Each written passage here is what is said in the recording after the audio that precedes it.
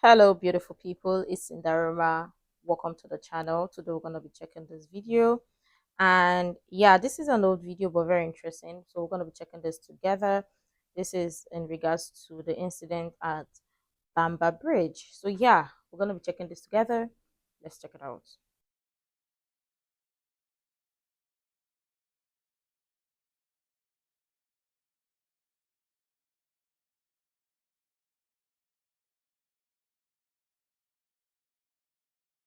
Hi, I'm Mitch Mackey, president of Go for Broke National Education Center.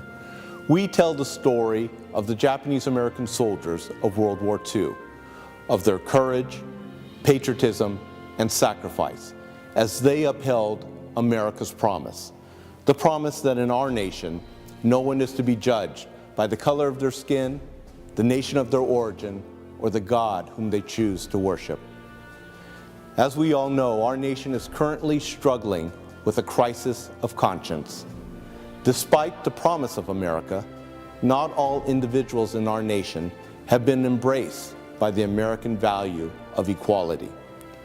In recognition and support of the Black community, Go for Broke National Education Center will be sharing stories of Black American soldiers during World War II, of their courage, of their patriotism, and of their sacrifice. They upheld America's promise, and in doing so, provide us today with a moral sense of direction. During World War II, Black American servicemen stationed in England were generally welcomed by their British hosts in ways that were completely opposite of the Jim Crow segregationist practices back in America. Black GIs would drink and socialize in mixed company in British pubs, where they were not only allowed to enter, but were warmly welcomed by the locals. Black soldiers saw around them a very different reality from that which they faced at home, a non-segregated society where they were welcomed as fellow fighters against fascism rather than second-class soldiers. And this is exactly what we keep talking about because um, we're not denying or disputing the fact that racism does exist and that discrimination as well does exist. But we're saying that majority of the time it is an individual thing. Because lots of people look at other people and be like, oh, because this person is of a particular skin color, then this person is going to think this way. When in all sense or in all reality, not everybody think alike, or people usually don't think alike, except you interact with a person. But look at this, what they were facing back home, these soldiers, what they were facing back home, it was different than what they were, how they were treated in a different country, in a different place. So what changed? Mindsets. Yeah, environment too changed, but mindsets. Some other group of people were accommodating, were willing to mingle with others, while some weren't. But again, it's a mindset thing.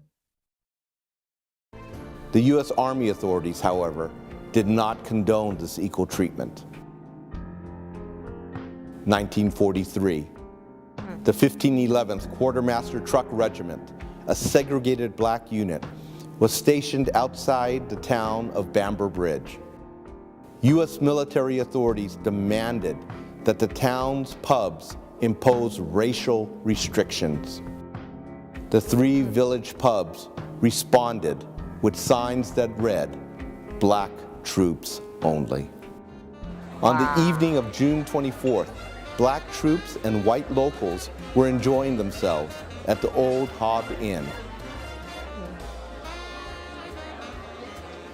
At closing time, white military police arrived and tried to arrest Private Eugene Nunn, a black American soldier, for not wearing the proper uniform. But they were faced with white British soldiers, both male and female, who Imagine. They were faced by British MP. Let's take it back. British soldiers, both male and female, white, emphasis of white. Now, when people or when someone says, oh, all white people are racist, reference it and rephrase it to some people are racist, because racism doesn't know skin color. And we're just going to be honest with ourselves, because I mean, look at the event that happened. I mean, it could have gone the other way around to say, okay, because these people are white, fellow white like them, they could have well say, oh, these are your soldiers, these are your people. Let's okay join hands, since people are grouping to say all white people are racist. The other white soldiers would also be like British soldiers would also say, oh, these are American whites, let them join them in. But no, they defended a soldier, black soldier. And I hate to use the reference of the skin color, but they defended somebody. Is a human being. I wish we would come together and stop saying color, or stop seeing our skin color as a way to like discriminating amongst ourselves, or racially profiling people based on skin color, or grouping people to be exact same.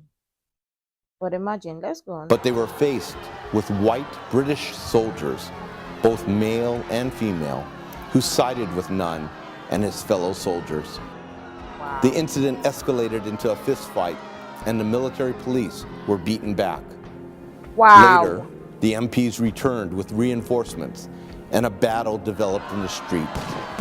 Shots were fired. What?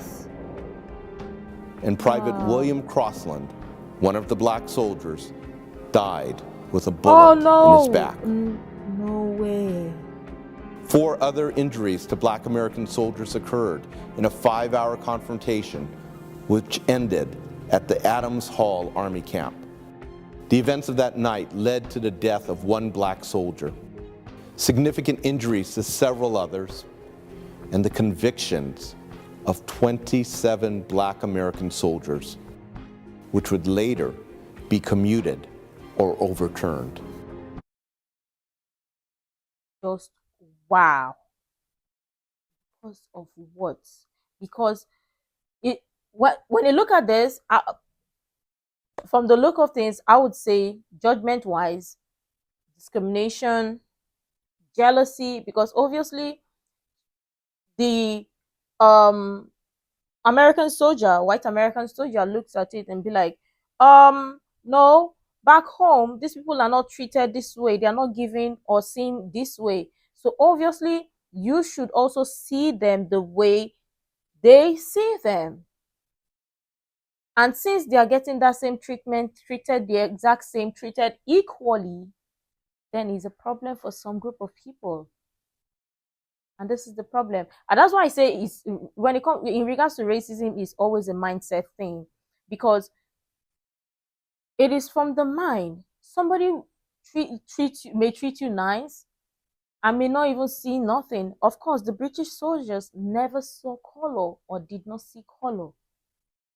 It is a mindset thing. It is not a group thing, because those people, to them, they are thinking whatever. And in their mindset, what they are doing is right, or what they are doing is okay. But another group of people is doing some otherwise and say, no, treat people with respect.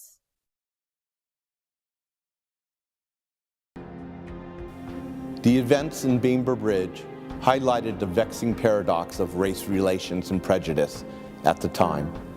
Despite the open-armed welcome from British citizens, the U.S. Army uniform provided no protection from the racist attitudes embodied by the U.S. Army authorities.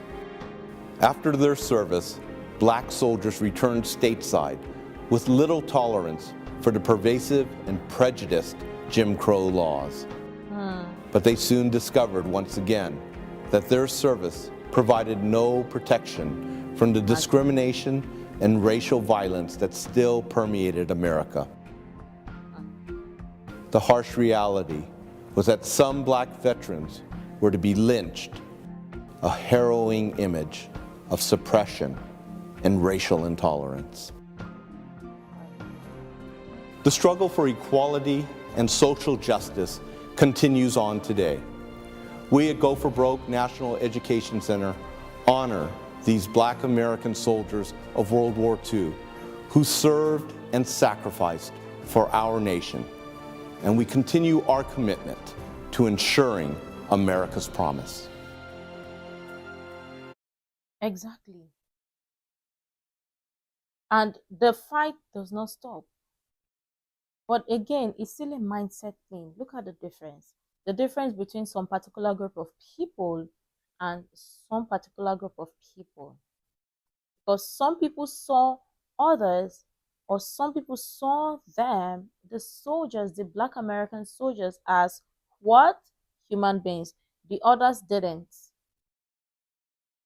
And if we're going to be honest with ourselves, that's what I always say in regards to, and people are going to get angry when I say this, but I'm just going to say it anyways.